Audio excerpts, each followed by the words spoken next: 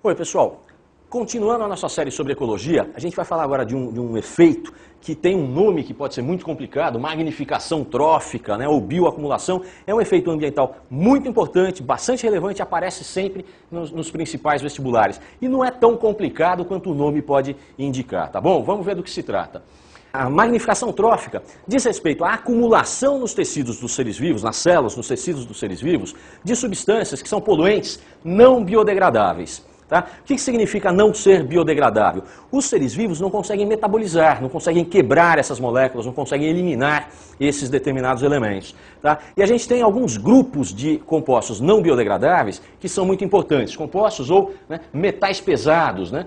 O mercúrio, o chumbo, o cádmio. E por que eles são importantes da gente falar? Porque eles aparecem muitas vezes em alguns processos industriais. Eles podem ser derivados, por exemplo, do lixo eletrônico que a gente joga. Então você descarta produtos antigos, né, como computadores velhos, televisores, e você tem naqueles circuitos eletrônicos muita coisa que é soldada com chumbo.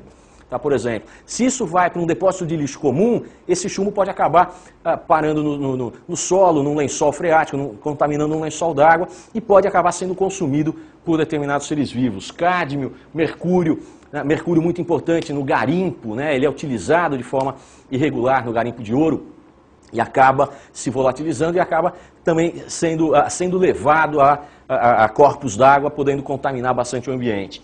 Os compostos organoclorados, né, alguns inseticidas como o DDT, alguns materiais, eles são todos proibidos quase, né, a sua utilização, mas eles são ainda muito usados como insumos para a produção de alguns plásticos. Tá? Os inseticidas à base de organoclorados são praticamente banidos da maioria dos países, mas eles são muito utilizados como matéria-prima.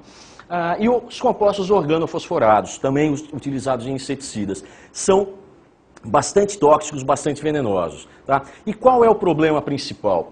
Quando eles são eliminados, eles podem parar no ambiente e serem assimilados pelos produtores, por algas do fitoplâncton, tá? Seres vivos unicelulares ou formados de poucas células que vão assimilar pequenas quantidades desse material, que talvez não seja tóxico para eles. Tá? Mas estes organismos vão ser consumidos pelos consumidores herbívoros do zooplâncton.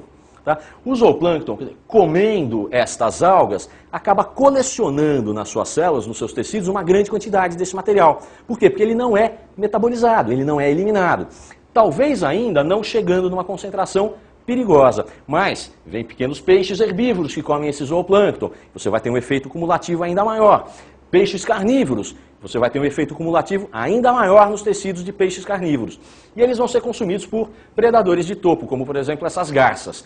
O que acontece? Como essas garças vão consumir vários peixes desses, cada um deles tem uma grande quantidade desses materiais não biodegradáveis, nelas, nas garças ou nos peixes carnívoros é que você vai ter o efeito lesivo. Tá? Agora, pensa nessa cadeia alimentar, tirando garça daqui e pondo o homem consumindo esses peixes. A gente também está nisso. A gente acaba também consumindo alimentos que estão repletos de metais pesados ou de compostos tóxicos que acabam causando problemas de saúde, né, problemas de mortalidade humana bastante graves. Tá? Então, presta bastante atenção nisso. Vai ocorrer aqui, nesse efeito de magnificação trófica, o oposto do que acontece com a energia.